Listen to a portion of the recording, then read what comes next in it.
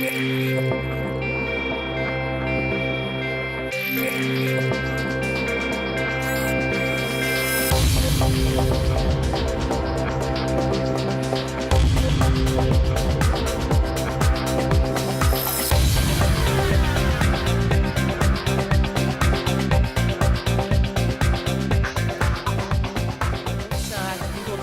started. I know we're a few minutes here past 7 o'clock. I want to welcome you all here to this quarterly public forum for the Denver Citizen Oversight Board. The Citizen Oversight Board tries to get out into the community as much as it can, and this is one of our efforts to do that. My name is Katina Banks. I'm the chair of the board, recently elected, so bear with me if someone says, hey, do this differently. I want to go ahead and first initially just introduce you to the board, and then we have a special guest who's here with us, introduce him, and also some of the folks from the Denver Office of Independent Monitor that this board or this body is charged with technically overseeing, just helping them out is what I would say, because they do all of the legwork, all the hard work, and talk to you a little bit about what it is that this board does, and then we'll turn it over to our special guest, Chair Furman. So again, I'm Katina Banks. I'm the chair of the board, and I reside in Denver. To my far left is Pastor Paul Burleson. Far right. Sorry? Far right. Far right. Right, yeah. To your left, if you're watching this on television, to my far right is Pastor Paul Burleson, then Molly Gallegos, Cisco Gallardo, and then to my immediate left is Mark Brown, and then Dr. Mary Davis, and then the final member to identify is Nikki Brazil. And then our guest here tonight is, we're honored to have you, thank you so much for joining us, is Sheriff Patrick Furman. He's going to be talking with you all tonight about his recently appointed advisory board and what they're trying to do at the Sheriff's Office. Let me also acknowledge a few other folks who are here in the room. First is the independent monitor, Nick Mitchell. Nick's sitting here in front.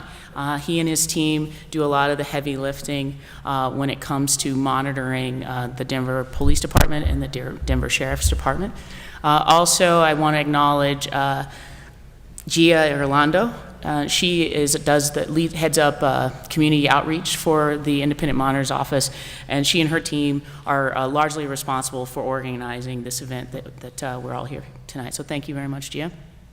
Okay, before we jump into the presentation, we always try to start with trying to give folks a good understanding of what's going to happen here, who we are, what it is we do, because we find that there are some folks who aren't that familiar with the OIM or the Citizen Oversight Board.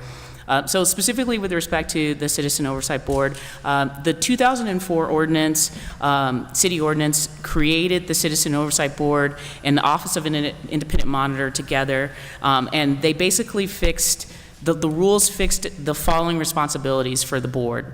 Number one, to assess the effectiveness of the monitor. Number two, to issue policy recommendations concerning discipline, use of force, rules, hiring, training, and the community relations of the Denver Police, the Denver Sheriff, and certain Denver Fire Department personnel.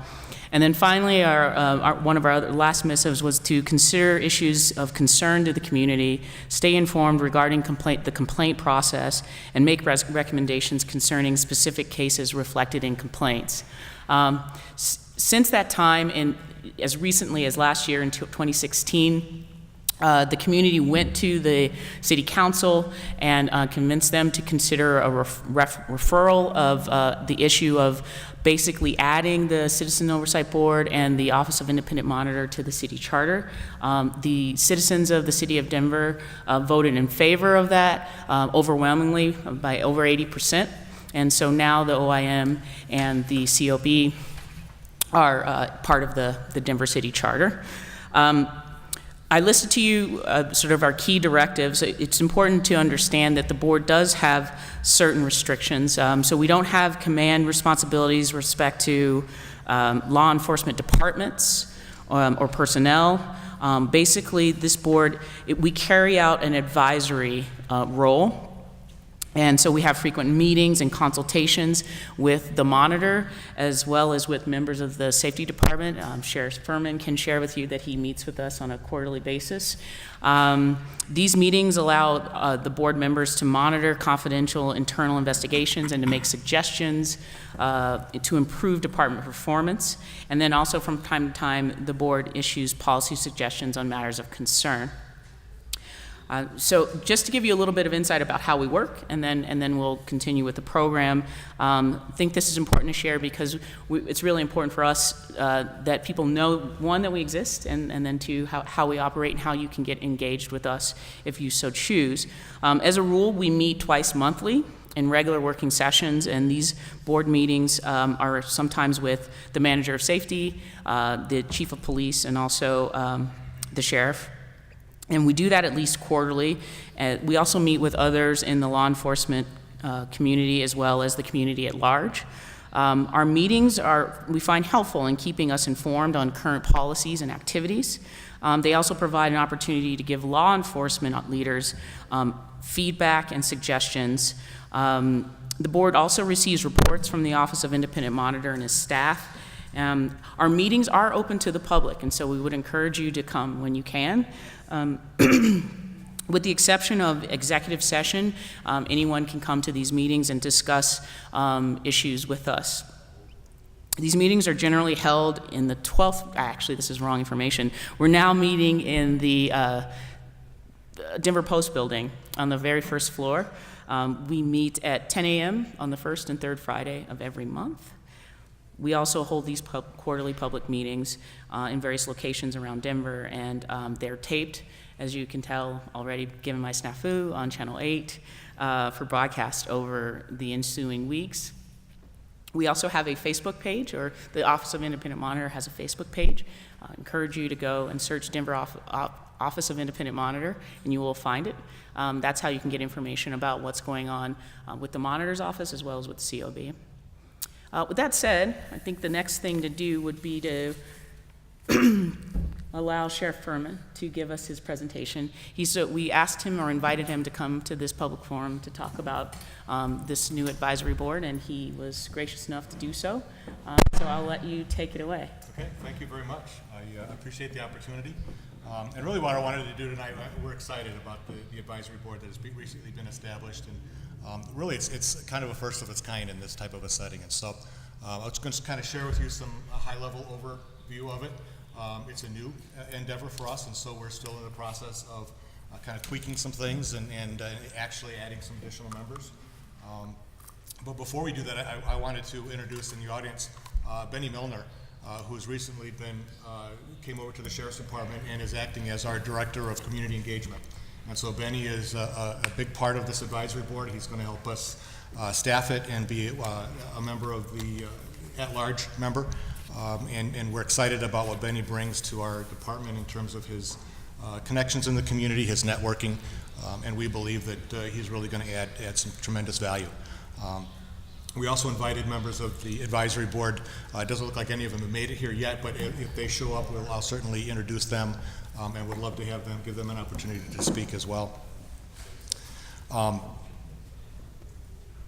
So really what I wanted to do is kind of walk you through the process of how we established the board and where we're at right now with that.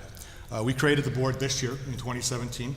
This was an attempt to really look at how we could better engage with our communities, to help them understand a little bit more about what the Sheriff's Department does and really what the Sheriff's Department doesn't do. We understand that there's some challenges there. There's been some challenges. And so this is a way for us to try to reach out into the community.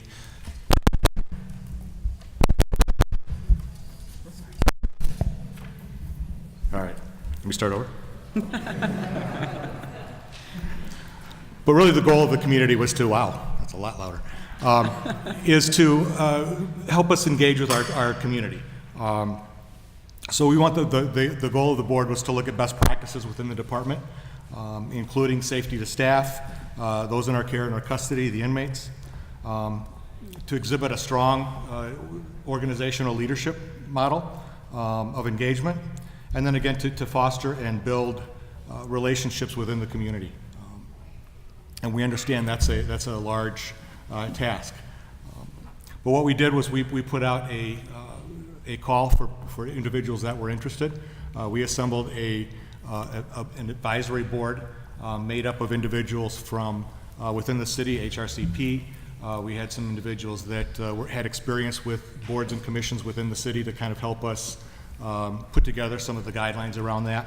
And then we had some stakeholders from within the city as well, or from within the community, to help us sit down and go through applications as they came in, to kind of whittle down and make sure that we were getting people that represented a variety of areas, a variety of neighborhoods, a variety of cultures, a variety of skill sets.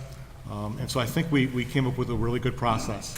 We started this with really very few rules. We wanted this to be a real grassroots effort on the part of the board, and so rather than coming up with all of the rules and the guidelines, we wanted to get the board in place first, and then have them sit down and talk about, you know, what it was that they wanted to do in terms of their priorities, their goals, what they wanted the bylaws to look like. All of that was left to the board to establish, and so really kind of a grassroots effort to make this a part of them. So we sat an 8-member board initially.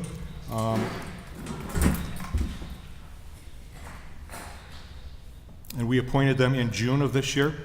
And so far we've had 3 orientation type meetings. We had one where we orientated them to the downtown detention facility. We took them on a tour, we introduced them to the department, and tried to help them understand a little bit more about what we do as a department. The next meeting we had was at the county jail, where again we took them through the jail, talked about the programs that we offer, had some of our staff come in and talk about some of their roles and responsibilities. And then we had a third meeting out at our Roslyn, our training academy, where we sat down and really talked about where the board wanted to go, set some goals. We had them start talking about bylaws and what those bylaws should look like in terms of leadership roles within the board. We had them set things like the initial meeting dates and times. And then they actually elected officers at that meeting.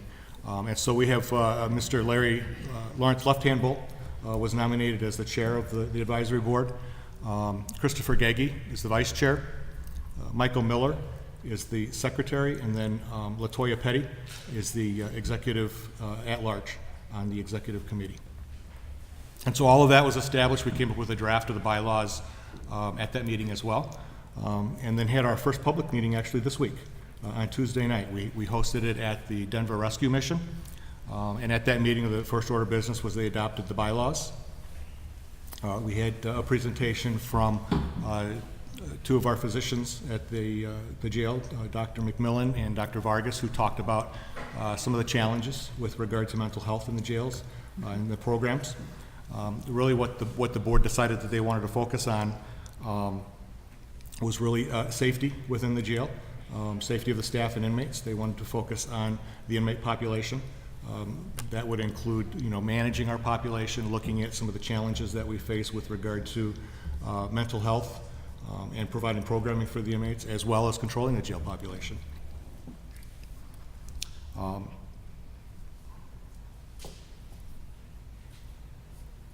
One of the things, we had some time for open public comment at the board meeting, and we got input from that. One of the things that the feedback we got was that we needed to relook at the times, that we were meeting a little early. We had the initial meeting set for 4 to 5:30, and so based on feedback that we received from the public, we asked the board, or the board sat down and is in the process now of rethinking that and trying to come up with some different times that might be a little more easy for the public to access and be a part of.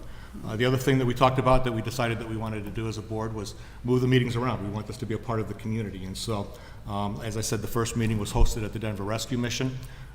We're hosting the next one. We have the date, it slips me the place. And so we've been reaching out to various, Wyatt Elementary is the next meeting, and the address and everything will be on the webpage. But and then we're looking at some other areas within the community. We want to move around the city into various committees or communities. We've talked with all of the council and solicited their input in terms of maybe hosting at some rec centers or hosting at libraries. Talked with some of the pastors about possibly hosting at some of their churches. So we really want to get out into the community. We want to hear what they have to say. The board's very interested in being able to hear that, and then at the same time, we want the board to be able to take information back to the community and help the community understand as well to create those networks. And with that, I would be more than happy to have questions. We've got some of our staff here that can help address some of those questions as well, if there are any. Well, one major question I have is this board, like, our board here is in charge of overseeing what Nick's doing and making sure whatever the sheriff and going over discipline and things like that. How is that board? I mean, we're commissioned through an ordinance, through charter, to be the citizen voice partly to that. So how is your board set up differently, and how do you think that we could work together, one, and then who made those decisions of the board to pick community people? I mean, I know some of the people that you mentioned, but who made those decisions, and were they share-friendly people, or was it a critical, not only diverse, but diverse in thought as being, because I think the only way to grow is to have a critical eye at times. If you have a cheerleader, it's good, makes everybody feel good, but you don't grow that way. And I think that's what we're most interested in. How do we make sure that the citizens of Denver are getting the best from the sheriff's department? Yep. Well, a couple parts to your question. The purpose of the board is an advisory capacity, and so they're there to listen, to get input from the community, and advise me on various issues that they've identified as priorities. The initial set of board, we selected 10 members initially, and we had several members on that selection committee. We had, and based on schedules, they weren't all of them, but we had do you remember, Andrea, what their names? On this lead. We had Pastor Del Phillips was one of the members. Gabrielle Bryant from the African American Commission.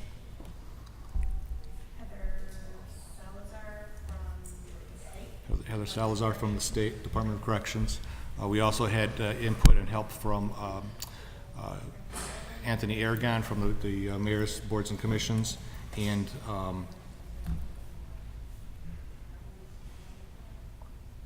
his name is slipping me now. But they were part of that initial. The other thing that we did was we left space to grow. We were looking for approximately 15 members total. And we decided to stop at 10 because we wanted the board, again, because we wanted this to be a function of the board. We wanted the board to, once we established it, to sit down as a group and talk about who's missing and who needed to be at the table that wasn't at the table. And so we spent some time now at the last meeting, they nominated an ad hoc committee. And so we're going to be working on putting out another solicitation and going through that process again, asking for applications. Really targeting some various areas where they believe that there may be some gaps in the board representation, and then the board itself will make those recommendations. And how do you see our boards working? I mean, we have a very set agenda that we have to meet, and I mean, I feel like, is it this another way to circumvent other citizens giving you advice, and how does that work in a larger scale? I don't think it's to circumvent anything. I think, again, this is kind of a grassroots thing. This is something that we're going to have to make some adjustments as we go. Certainly, we didn't want to wait until we felt like it was perfect before we started it. We understand that it's better to get things started.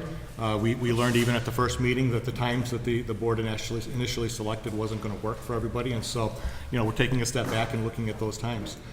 Certainly, this is something that we want to help expand the ability. We can't get out there all the time, and so we're hoping that the advisory board will have the ability through their networks and through their individual community groups to help us get the word out and to help us understand what's going on out there as well. Do any of the other board members have questions? I'd like to know who the people on the front row are.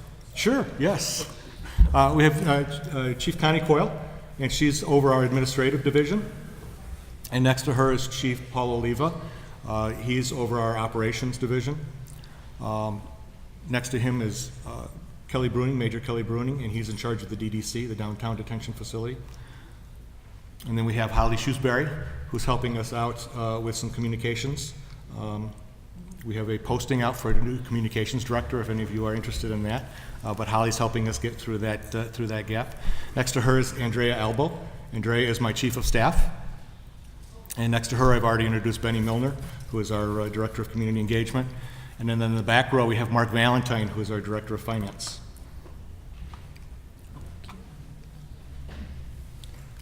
Pastor? Sheriff Furman, you were talking about being focused on community engagement. My question is, what kind of social medias are you using to get the word out to the community? And I was kind of, really concerned about why the Denver Rescue Mission was used as a point of meeting. Mm-hmm. And if that is an area where the people actually in the community would be able to access, to be able to get there. So my question is, how do you plan to really focus on community engagement and to get the community involved? Mm-hmm. We're looking at various ways with regard to social media. We understand, and that's one of the reasons why we have Holly helping us out, developing a communication strategy and actually getting a new communications director on board with the department.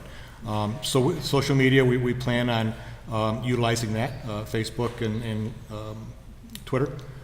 We've just reorganized our webpage, the intranet. And so if you have the opportunity, you can go take a look at that. We're adding some additional information on there. That's where we have information about the board meetings. We're setting that up now. They're working out some kinks with data. We've got some dashboards, some Power BI dashboards that we're working on getting out to the web.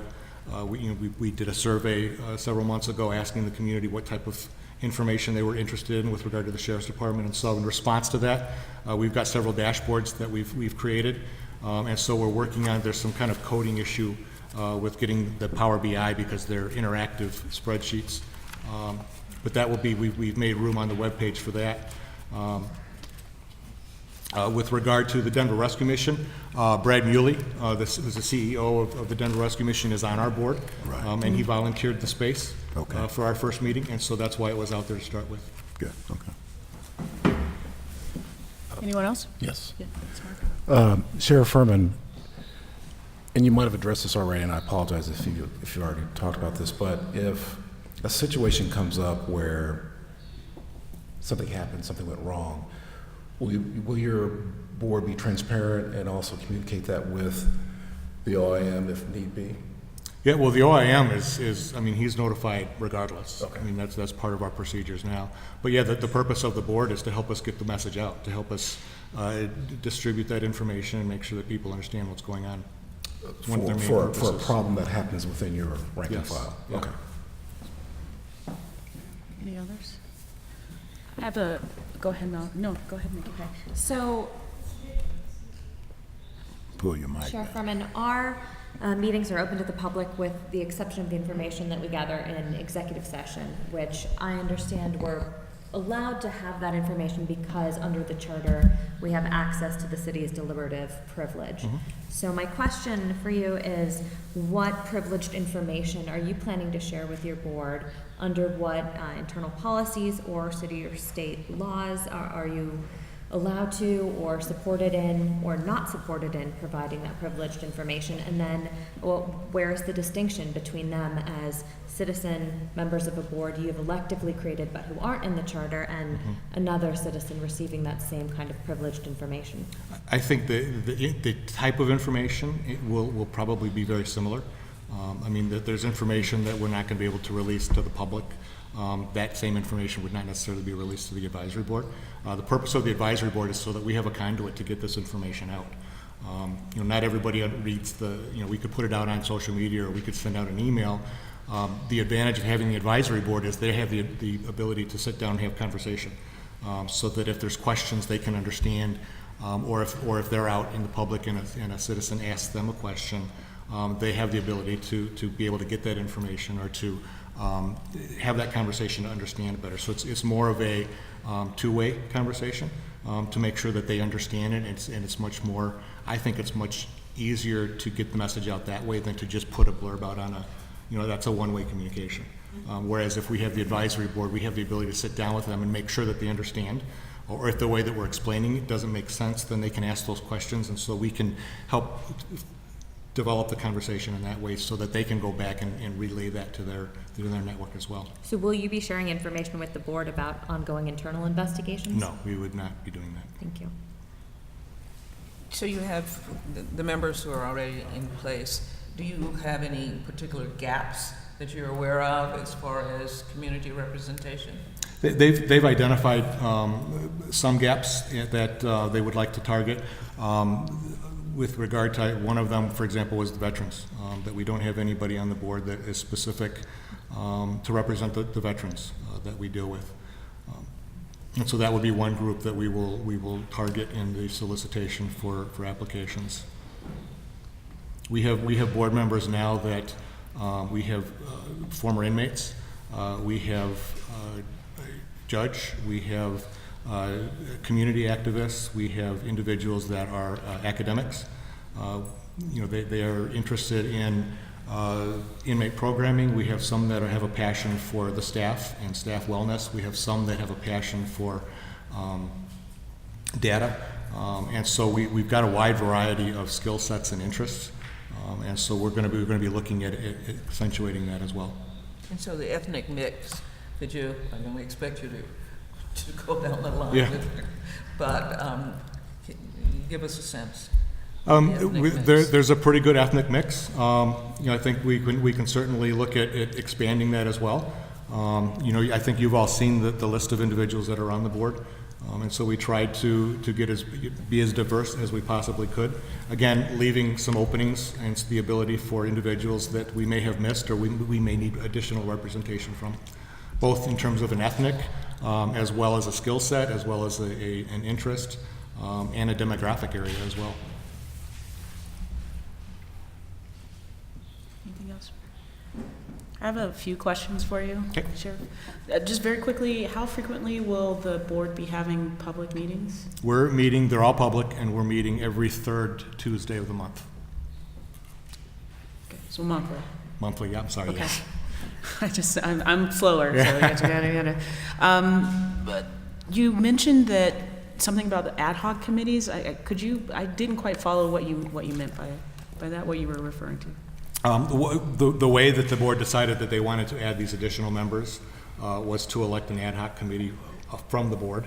Oh, to find those people. To find those people. Understood. Right, Okay. and so that ad hoc committee will be the ones that sit down and do the interviews and go through the applications of the interested people, and then make recommendations based off of those interviews. Okay, that's helpful. And then finally, I didn't really catch your response to how you foresee this advisory board working with our board. I think that's something that we continue to have some conversations with. That's not something that we've thought about or talked about with the board, but I think certainly something that we can have conversations about and bring up with the board at one of our meetings and talk about what that might look like and what the possibilities are. Sure. Well, just a suggestion, I think certainly talking to them about oversight and the sheriff's obligations under the ordinance with respect to oversight would be a good Yep. start. And certainly, they're always welcome to come to our meetings, but I suppose that they could also be helping advise you on how to deal with us and Nick, right? Yeah, and like I said, the last meeting, the first official meeting we had, they wanted to hear presentations regarding mental health in the jails. They wanted, that was a priority to them. Certainly, I think, maybe perhaps we could have somebody come and address the board regarding the duties of the oversight committee, and talk about, again, what you all do and how you might interface with them. And I'm sure you have an internal framework too for how you do all of what you do, so Yeah. that would all be, I think, helpful. Yeah. Just throwing it out there. Any other questions from the board? I would like to actually give the audience an opportunity to, I know you guys have been watching this conversation. Does anyone have any specific questions that they'd, yes, please. There's a microphone right there. Lisa Calderon, co-chair of the Colorado Latino Forum. Hello, Lisa. First of all, I want to just say, Cisco, thank you so much for setting the stage with that first question about, is the advisory group for the sheriff more sheriff-friendly? And from CLF's point of view, it is. And so this has been part of our concern from the very beginning. So while we can appreciate that many people on that board are good people with great credentials, part of community building is knowing your history in this city and knowing who historically has been pushing safety departments and the sheriff's department for change. Those of us who have been doing that for years and years were not invited. So a general email went out, and in fact, I never even got one directly, or CLF never got one directly. We also know that some of those critical voices who did apply were not chosen. So that's one thing, so I appreciate you putting that out. The second thing is that we are concerned about with community engagement is that we have members of the Sheriff's Department who come out to community who are reflective of not only the broader Denver community, but who are also incarcerated. So I'm, running the city's reentry program. In my other hat, I work with many of these people. They're good people, but we have no black staff represented, and that's a problem. It's been a problem, and we keep raising it. One of the strengths of the Denver Sheriff's Department is its diversity. Roughly, it's about 50% people of color, but you wouldn't necessarily know that in terms of who gets to be chosen to come to these kinds of events. We've got black command staff, we've got Latino and black supervisors, so I would like to see them be part of this community engagement. And then the other thing is that community tends not to get credit for when we push the system.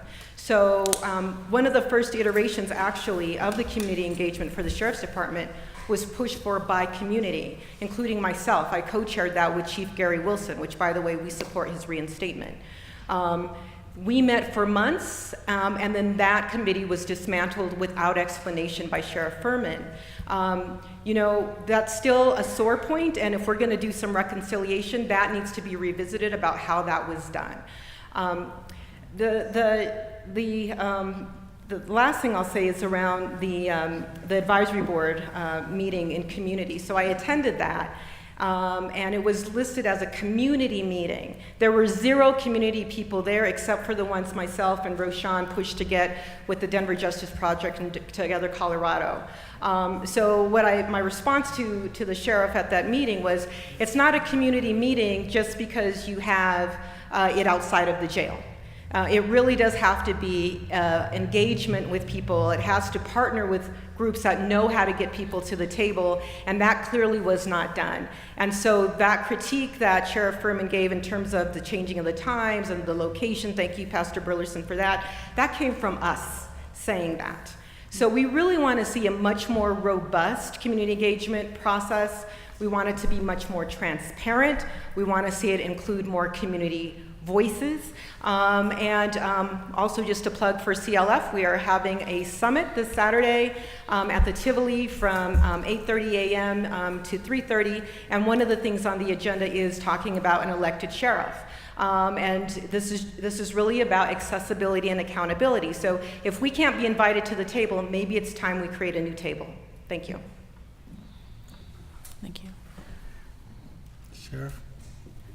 Sheriff, do you want to respond to the? I don't know if there were any particular question. I think with regard to the board, we've addressed that. This is something that we had to start. I mean, we know it's not going to be perfect, and we're going to have to. Why weren't critical voices chosen? And the CLF has, I seen on your website, I went over there to look to see if I could find something, and I see, it's under Sheriff Wilson's watch, the Triple Crown thing, certification. Then shortly after the big blow up happened, after the certification, which is an embarrassment to me and it should be to our community. Mm-hmm. But why wasn't critical voices chosen? I understand having, it's hard to hear those, but that's how change gets done. Could you address that? Why weren't they chosen? Well, I didn't know the people that applied. We had a group of people that were assembled to help but they're all advise us city in terms folks. of. They're going to vote. I'm sorry? They're all people within the system mostly that pick them. They're going to pick people that are friendly. You need a diverse people to pick them. Right. You know what I mean? Yeah, I agree. Right. And that's one of the reasons why we left space on there, so that we could have individuals that were on the board actually talk about where those missing pieces were, and missing gaps were, so that we could fill those. So we should expect that some of the sheriff's biggest critics might be on this board. Sure. You know, We should expect it, right? And I think there's a difference, though, between somebody who is willing to stand up and be critical, as opposed to somebody who is just always critical about everything. And Well, so but I there think- has to be a balance there as well. I understand that, but I don't think, I've never seen the CLF or the Denver Justice Project or any of these other ones not give remedies to problems they bring up. You know what I mean? One of my elders in the community, Lalo Delgado, he's dead now, but he's a very famous poet. He used to say something simple, part of my language, but don't bring the caca unless you can bring toilet paper. And they bring up ideas that are very thoughtful, and they do their homework. And I think we have to stop being us and them. We have to embrace that in a way that makes sense. That's my opinion. Okay, I agree. Thank you. Any other questions, comments from the audience about the advisory board? Hi, my name is Rashawn Bliss. I'm with the Denver Justice Project in Together, Colorado. Hi, Sheriff Furman. I wonder if any of the people who didn't make it in the first cut are going to be reconsidered in that next round of hirings. I know that specifically Together Colorado convened one of the largest meetings in our organization's history, over almost 1,300 people at Shorter AME back on MLK Day, to ask you publicly to create this board. And one of the people who was really a strong, powerful leader, an older woman from Shorter AME called Lee McNeil, applied for that, had a personal meeting with you where you said you'd look into it, and then she never heard anything back. As far as, you know, I work with her daily. Would she be reconsidered? They would all be eligible to be reconsidered, yes. Do they need to do anything specific to get their name put back in the hat? They would probably, because this is now going to be part of that board process, they would need to probably fill out the application again once they put out the solicitation. I hope you can see why that would feel like a barrier to somebody like Lee, who, you know, is retired, has a lot of church obligations, family obligations, to apply again for inside of what, 6 months? And that's certainly, we can bring that up with the executive committee of the board and ask them if they would. I mean, we can certainly provide all of those applications so that they could look at those again, if that's something that they would like to do. Thanks. But I really want this to be a part of that board process. I want them to set this up, and I want them to go through and do it. So, but we can certainly bring that option up to them and provide them with the previous applications. Please do. That'd be Yes. great. Okay. And I wonder also, so one of the things, just a really amazing standard for oversight and advisory committees that the Denver Justice Project has pushed for is for, in instances where a sanctioned advisory committee has given advice that then the chief or the mayor or whoever it is will then reject that advice. We think it's a really incredible way to, really just enforce that transparency, that we ask those people like you who are in the position to take or not take that advice, that you provide a written statement about why you're not accepting the advice of people who you invited to give you advice. Would you be willing to hold yourself to that standard? Yeah, I think we can bring that up with the board, and if they want a written response, then we can certainly talk about how that's going to work, but all of the meetings are going to be public, so. Sure. My question is for you, not the board. Would you commit to writing a response to advice that you're going to reject from the board? Sure, yes. Thank you. Can I get a follow-up to that, please? Sheriff, if you know there's some organizations that want to be represented, can you just appoint, like the CFL or? I could, but I don't want to I want the board to be a part of that. I want this to be a board decision. I get that, but I mean, you've got some representation here. Why not just, you know that there's a group here that is critical to this process. Why not just throw it out there as an appointment for the last 3 remaining spots? I'm just curious. Again, because I don't want to usurp what the board decided that they wanted to do. We sat down with the board, we talked about how do you want to do this process to fill these remaining 5 slots. This is the process that they came up with, and so I want to honor that. Okay. Any other questions from the public? Yeah, please. I have to admit, I'm really novice at all of this. Not well informed like the rest of the people. Do you need, you might want to just take, oh, there you go. I'm Joanne Fujioka, and I've mainly been involved as an activist in the community, working on all kinds of things. Focus has been primarily on education, but have worked well and with Nick and the Independent Monitor's Office and bringing community into House District 6, my House District, to really understand what goes on with all of public safety agencies. I guess my question, because I'm an organizational person, I was listening very carefully, and I know Mr. Gallardo asked questions about how you were going to interface.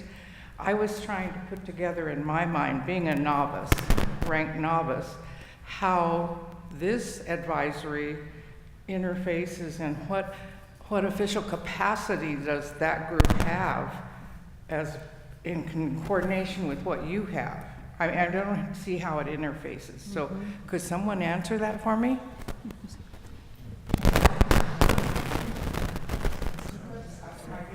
I didn't hear the answer. No, and I think, I mean, if I could address, I think that's one of the things that we haven't talked about. That's literally something that was not brought up with the board. You know, how we're going to interface with the Citizens Oversight Board, and so. Usually a board is formed, and this is just from my experience, a board is formed because you have an official purpose. I mean, you have a real purpose for it, not vice versa. Right. And I'm hearing you say the purpose. No, well, no, in this, you're asking a specific, Yeah, my question, Right. don't know, not being a ranked novice and outsider on this. and the official purpose of the board is to advise me and the department, and to help us interface and engage the community. The piece about how they're going to interface with the Citizens Oversight Board or with any other board is not something that we've talked about because it hasn't been part of that initial focus. We've been focusing with the board on what's the best way, what do you want to focus on with regard to what's happening in the Denver Sheriff's Department, where do you want to direct your energies, and how do you want to do that? What does that look like? That's been the discussion so far. So we haven't sat down with the board and said, you know, how do you want to interface with all of these other entities?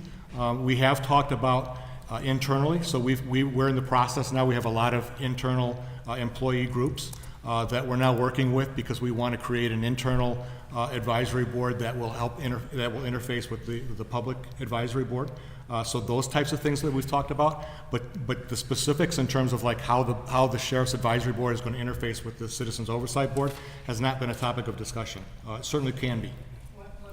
Would you mind going to the mic? Of the advisory board.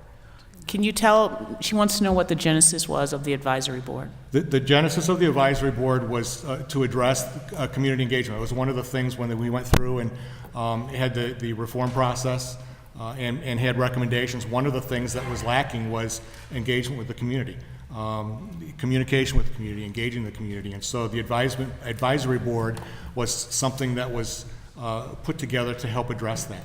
We know that that's not going to be the end-all answer, but we believe that the advisory board is one way for us to start interacting and being able to get the message out and being able to hear what the community is asking.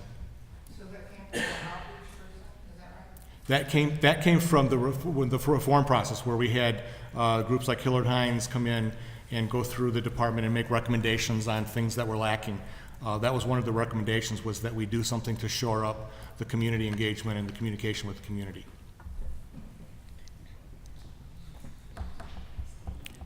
Any other questions? Yes, please. Hello, my name is Abid Hussein.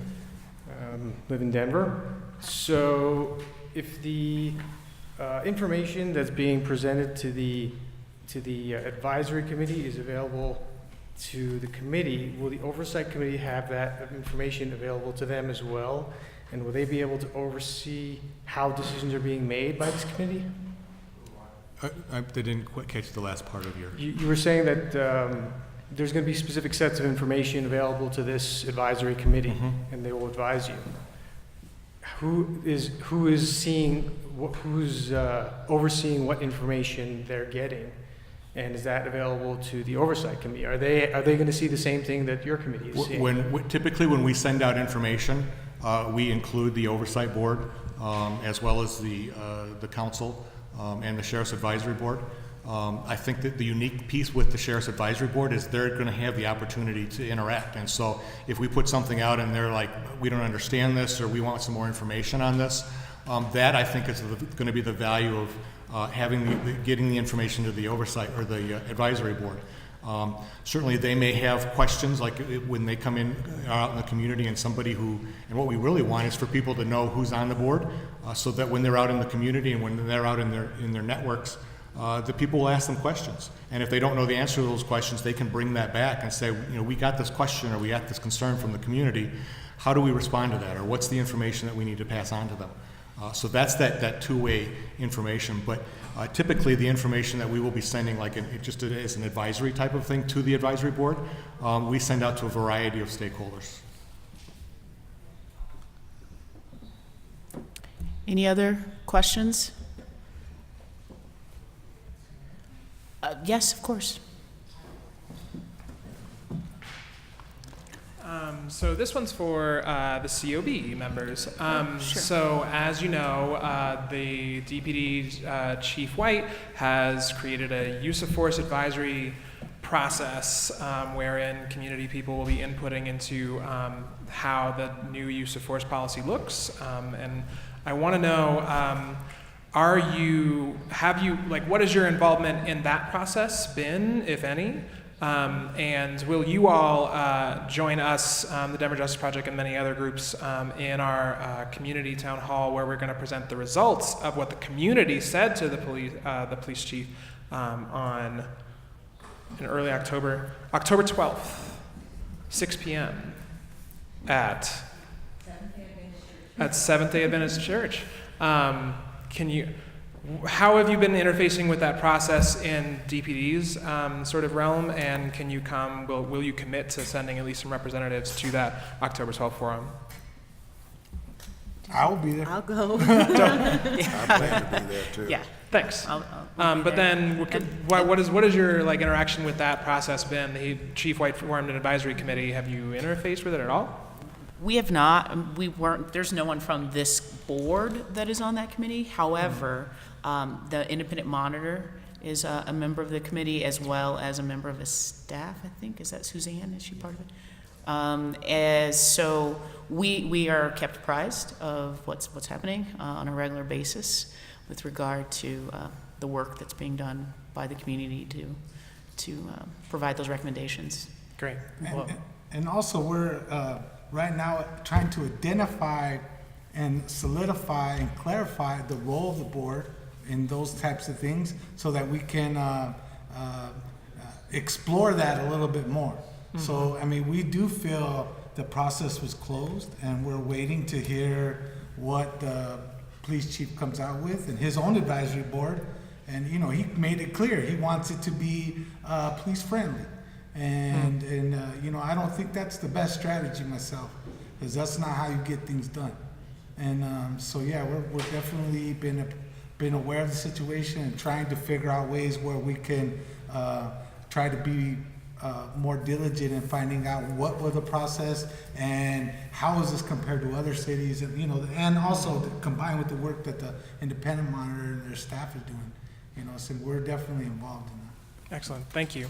I just have one last question. I wonder if you have a favorite city where the discipline process for law enforcement is just awesome that you would love to see happen here.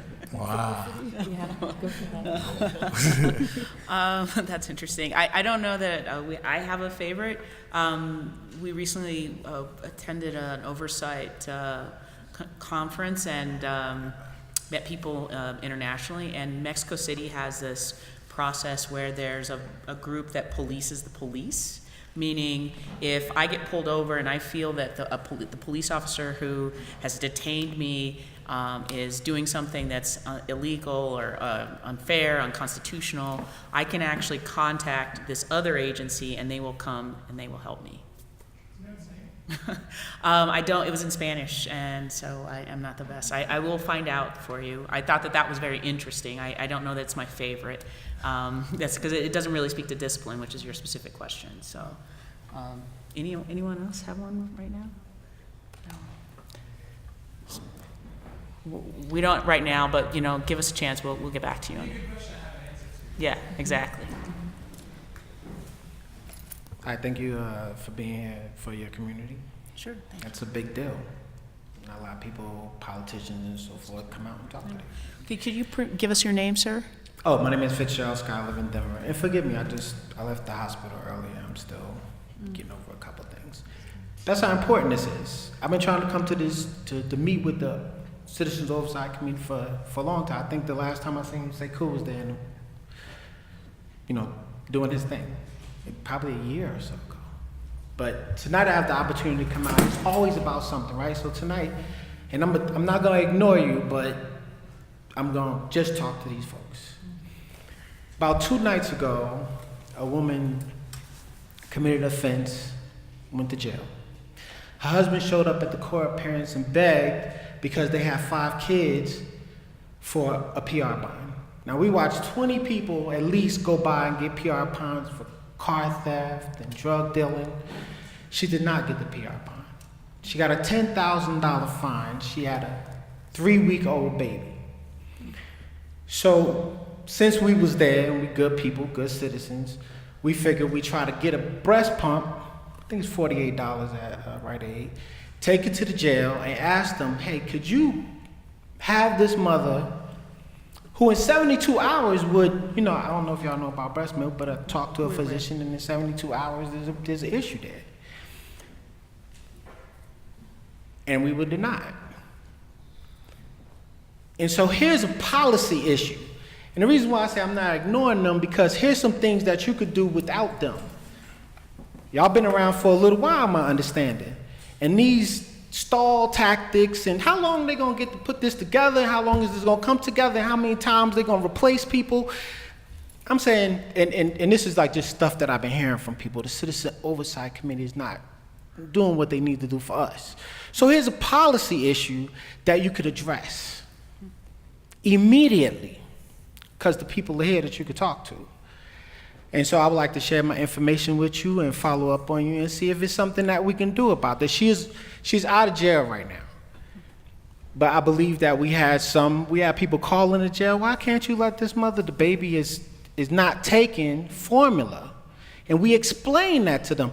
This baby's life might be in danger. 24 hours might go by. We talk about dehydration. Half of us dehydrated in here now because we ain't drinking water right. And even with this argument to a sheriff's department deputy, it went on deaf ears. Not only did it go on deaf ears, but we brought the baby to the jail. Hey, could the mother breastfeed? That's not allowed. What's allowed? We can probably do a breast pump. Went down to 16th Street, got a breast pump, came back. Wait 1 second, we'll see what we can do. I think we can do this. Pushed everybody out the jail, kicked everybody outside. I'm standing outside. You got to wait outside and we'll figure that out. So 2.5 hours to figure out that there's a policy issue but it's not procedure that I'm looking for. I'm looking for help and assistance from the people that say that they have some kind of conversation with these people. Some way to reach out to some people because they don't talk to us. That's not a conversation. When we talk to them, it ain't the same as like when I'm talking to you. There's no understanding there, it seems like. And I don't want to deal with the communication issue, but I'm just saying that this is a policy that we can probably change. And it probably wouldn't take a whole lot. Thank goodness she out now. There was a little fundraiser we came up with. We found a good bondsman and we were able to get her out. And when was it, yesterday? Yes. Last night she was able to get out. And she's breastfeeding the baby, and the baby's eating now, and they're doing good. Scared to death because they live in public housing and they live in like normal folks live, which seems to be illegal. And I wish they could be here to speak for themselves. And luckily, ain't that crazy? Luckily, I was in the hospital today and couldn't go to work, so I could make it and say something. Mm-hmm. Thank you. Thank you. Thank you very much. Does anyone want to respond, Mary? I was just wondering if this is something our staff could ask questions about. I don't know. Katina, could I ask a question of the gentleman who just spoke? Sure. Because, sir, you said something, you said that you're hearing from your community when they're discussing complaints that are going unheard, that the COB isn't there to hear them and to speak for them. I thought that's what I heard you say. And a conversation that we've been having internally is, how can we hear from you better? How can we listen better? How can we be more available? How can we be in the places where you need us to be to listen so that you don't have to come here tonight after being in the hospital to tell us these things? Right.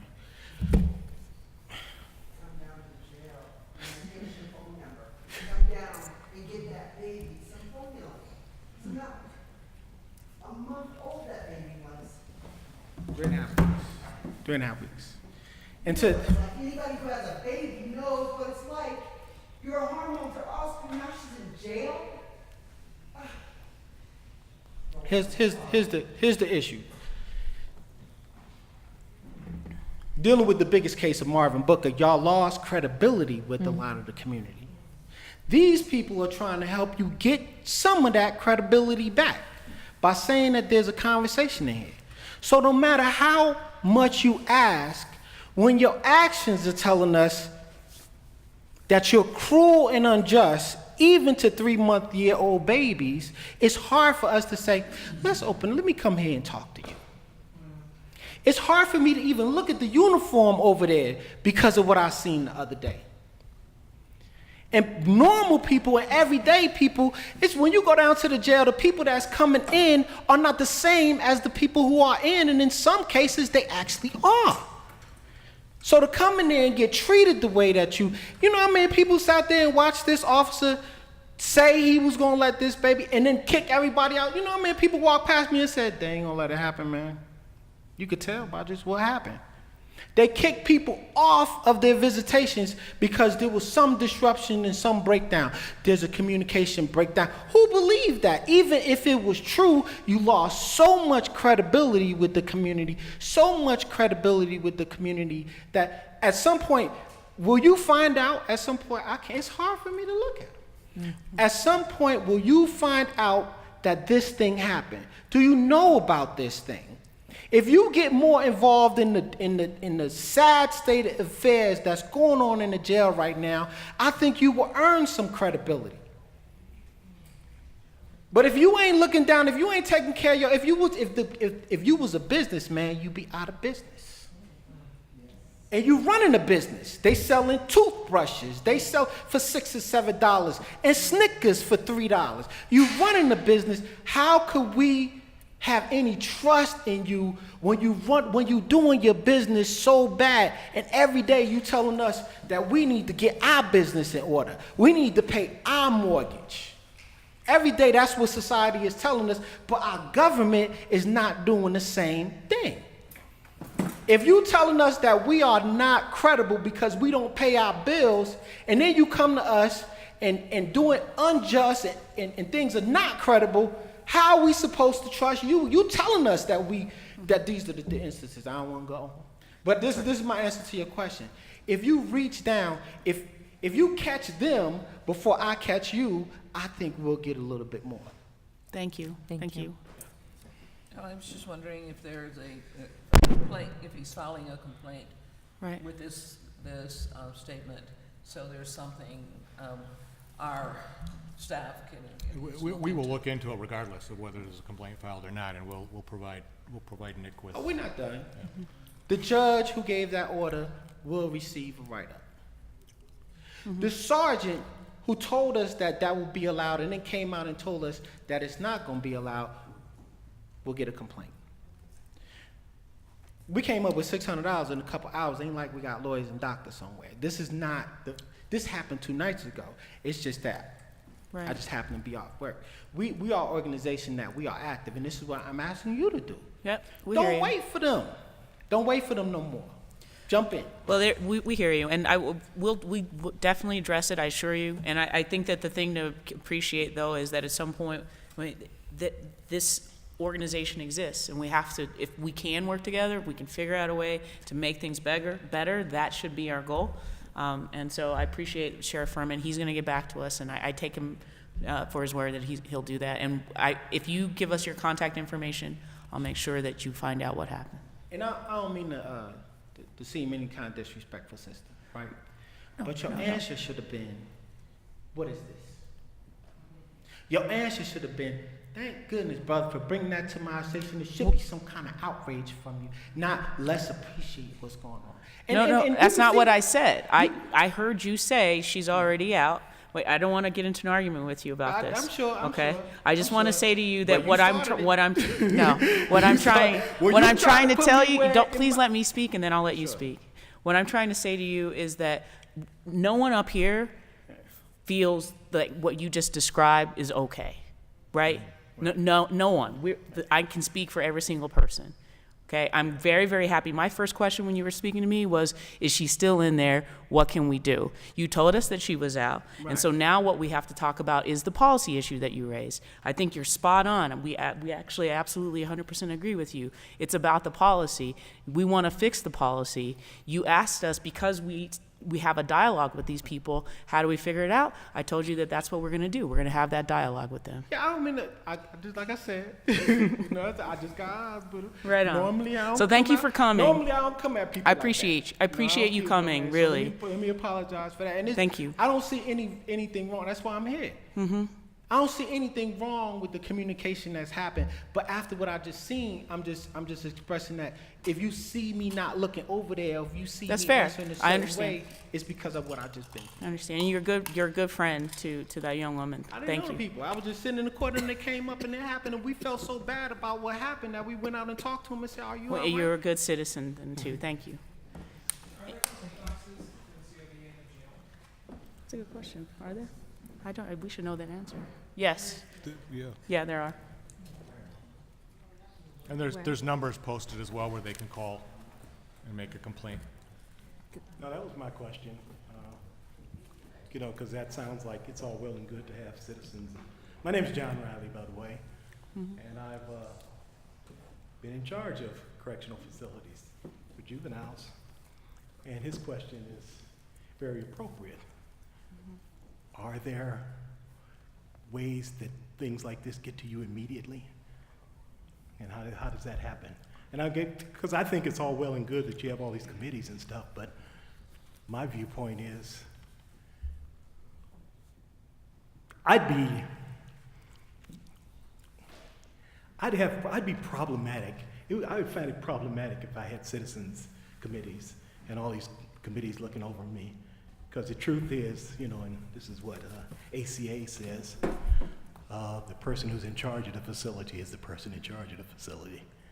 And so all these other people, and that includes the police department too, all these people writing use of force and all that.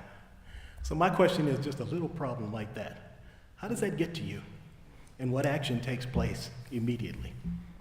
Well, it depends on what the situation is and where it happens, but we have a complaint process in the jail where we have a process if it's an emergency grievance, if it's something that's critical, they can work up through the command. We have direct. Sir? No, and what I ask that is, it's like, I'm very proud of one thing, that very few people know that I was in charge of a correctional facility because I never saw my name in a newspaper. And the truth is, things happen like that, and it's not if, it's when. And when I keep hearing about it goes up through the command, my message to my command was, in the lawsuit happens, your name ain't on the lawsuit. And so I just wonder, when things like that happen, how fast does that get to you? Because I had a box like that, and my secretary had the key to it, and I saw it every day. And I asked questions every day. And so it's nice to have all these committees and all these people, but it's like, where does that stop?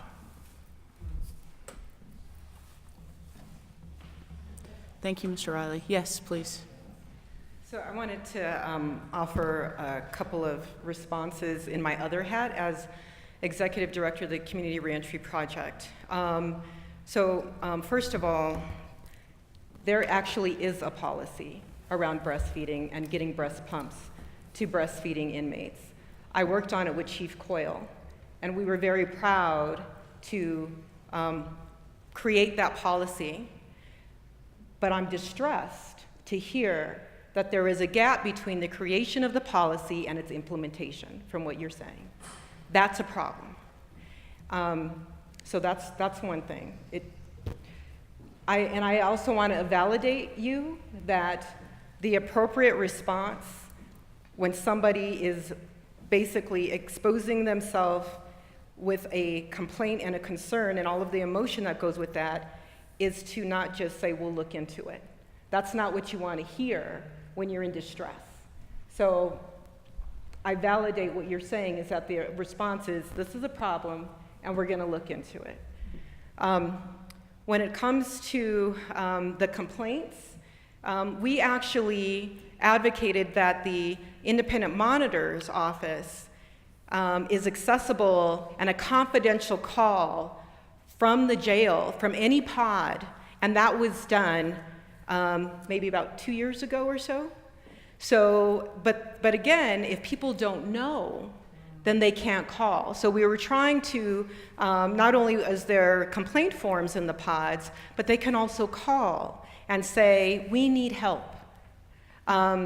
So I think just the fact of that basic information isn't being relayed back out to community is also a problem.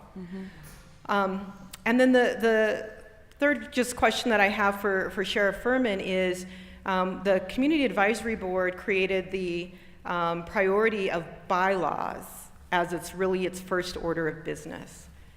Why?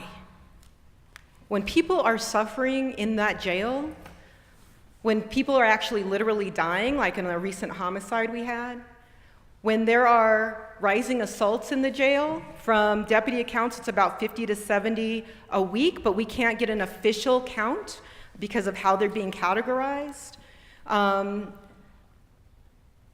It's a problem when we can't get that kind of information and that's not prioritized, but instead bylaws are a first order of business. I don't understand that.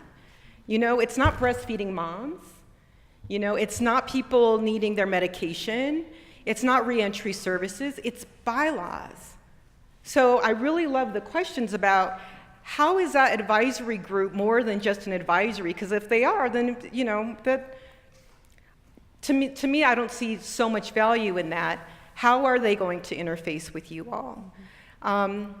And then maybe the last question is, when you said you really don't want to hear from people who do nothing but criticize, I think that's a bias. So I would challenge you to check your biases around that, because I think that has been a stumbling block to not hearing critical voices. And quite honestly, Sheriff Furman, we don't want to be in continual conflict with you. Honestly, we would like to see you succeed.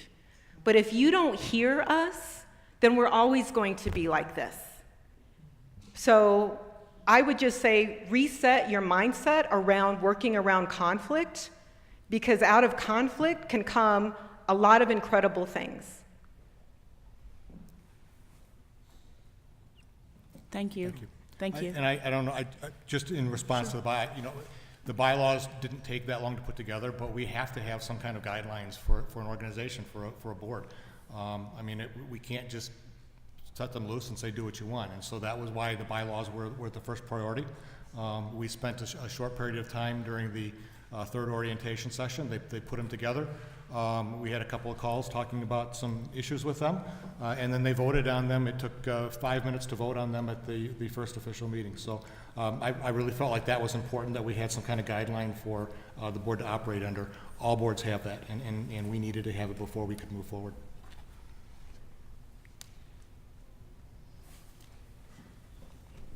Any other comments, questions? I'm Janet Matson, and I got a phone call Friday morning from a friend in jail. He called 911 because his wife fell down and broke her wrist. She was 75 years old. She needed her husband. They arrested him, domestic violence, called him because it was broken arm, a felony. He was in jail until Sunday, At 3:30 in the morning, they released him. This is Friday morning at 5 o'clock, they arrest him.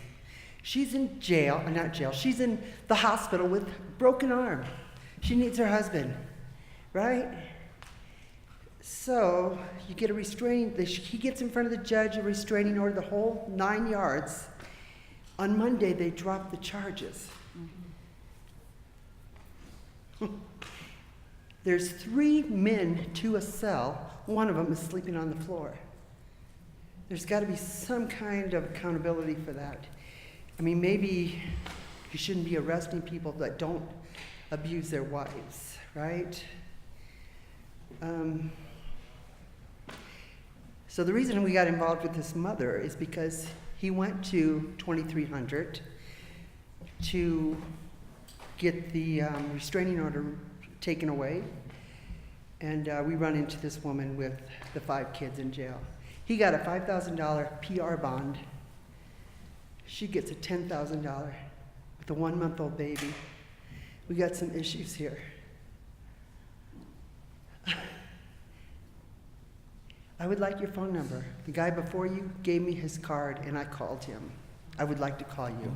I think I gave you my card, didn't I? No, I don't. At one of the previous meetings? I'll get it tonight to you tonight. Is it your home phone number? Because I want to talk to you at home. I want you to come to the jail when I've got a 3-week-old baby crying because it needs its breast milk, and they're locking us out of the jail. Something's got to be done. I would like to know, how come we don't have a count of how many people are in there and how many people are laying on the floor? Are you referring to this where we had the computer crash yesterday or the day before? Yeah. That was an unfortunate situation. We've talked about that. We had to, because the computers went down, we had to go to a freeze order and do a physical count of all the inmates to make sure that where they were the last place that the computer said that they were. And that was part of the reason for the locking down the jails. You got too many people in there that shouldn't be in there. Too many people. I agree.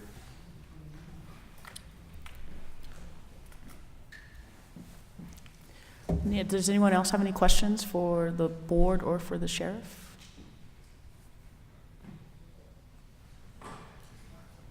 No? I will say, Lisa, I want to thank you very much for validating. I'm sorry, will you tell me your name again, sir?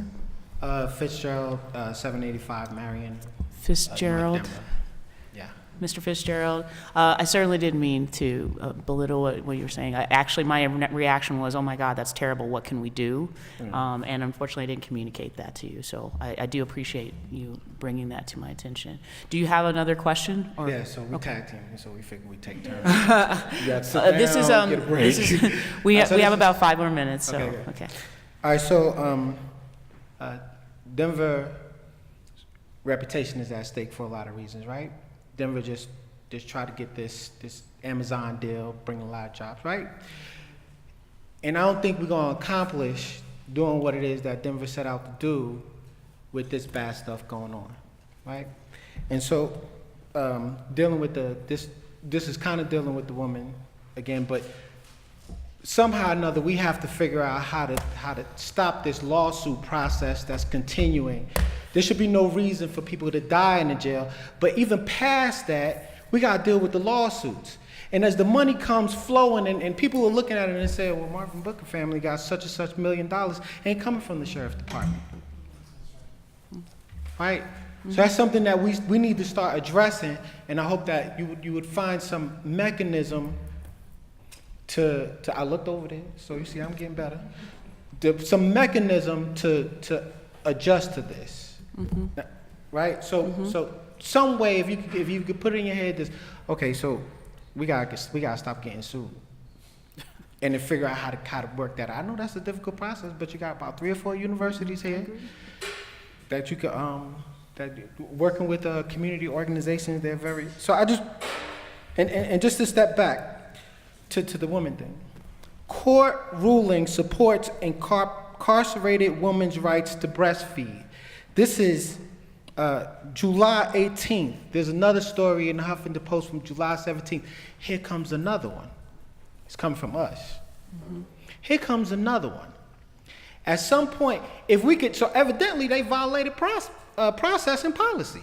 Evidently, there should be some form of reprimand, some form of community engagement that says this is a policy of the some kind of outreach to the community. Say, if you go to jail and you breastfeeding, here is the policy of the jail. Again, and I'm not going to do the hand wave this time. Again, here's things that you can do without these other communities and waiting for they got money and they could probably give you a couple dollars to handle some of this stuff, because usually that's what government officials on committees are good for.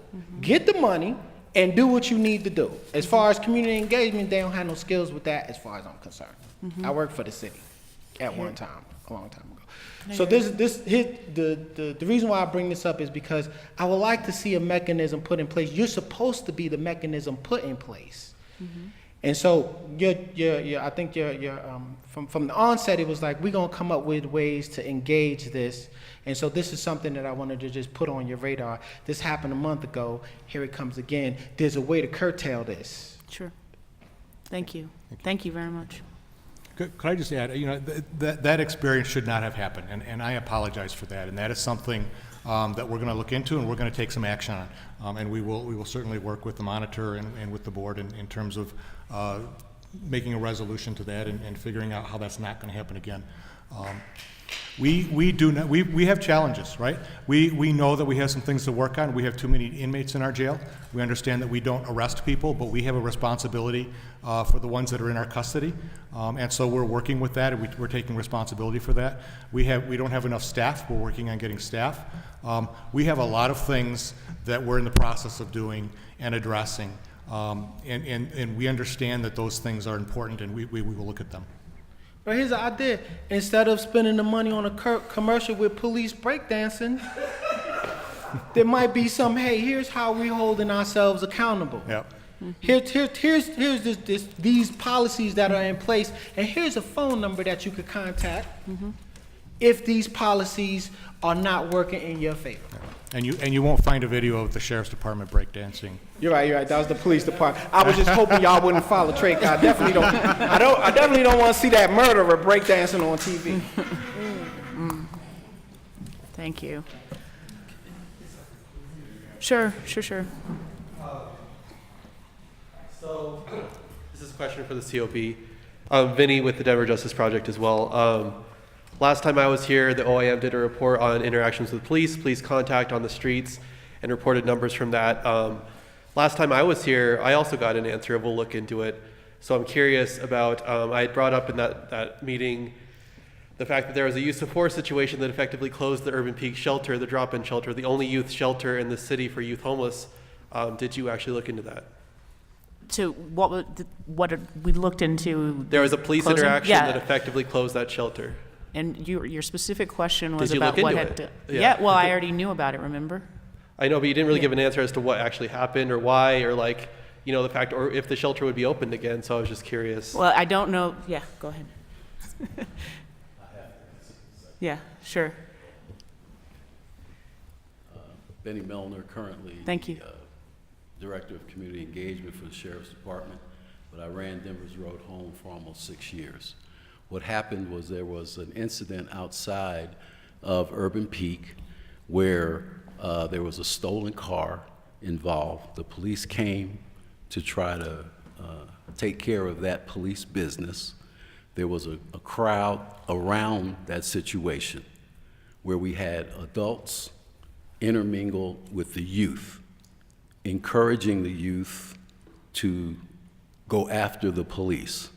I thought the police handled that beautifully. There were 2 arrests as a result. No one was hurt, and Urban Peak, as a result, felt that they did not have the safety and security officers available to be able to handle the crowd that was forming around their buildings in the morning. So what they did is they closed for 3 days, they got it together, and they went from an open environment to where you had to make appointments. They also have lost several major HHS grants, which has also impacted their ability to have staff there. At Road Home, we gave them additional funding so that they could have staff at their in-processing or their drop-in center. They hired a new CEO whose forte is fundraising, and they're well on the way to getting back up. Road Home has a substantial amount of money in the budget to assist them to get back to stability. So they were closed for 3 days, and they're open now, doing everything that they were doing before. Thank you, Bernie. I thought that was your question. I didn't think you asked me what happened. I thought you asked, are they going to come back? So, sorry. My apologies if that's... So I think you... It's not true that they're closed for just 3 days, because their staff said they weren't, so... Well, I mean, but the staff said they were closed for much longer than that. They just reopened as far as like, I mean, that's a side note to all of this, but Yes. I asked about a police interaction last time and I didn't get really an answer as far Right. as the interaction itself. And so I was asking, we I- just heard I hear two you. more incidents today that we're also got things through looking at, so I was curious. That's a fair question. Like I said, I thought that your question previously was about whether they were opening or what was going to happen if they were coming back. I think you also had a question about interaction with homeless people, Yeah. and we've looked into that. So it's fair. I understand what you're trying to do, but I hope we answered your question. Okay, thanks everyone for your interaction and engagement with this quarterly forum. We really, really appreciate Sheriff Furman coming and answering so many questions. Please, you can go to our Facebook or you can go to our website to find out more information about when we're having our regular meetings. And thank you, please come again.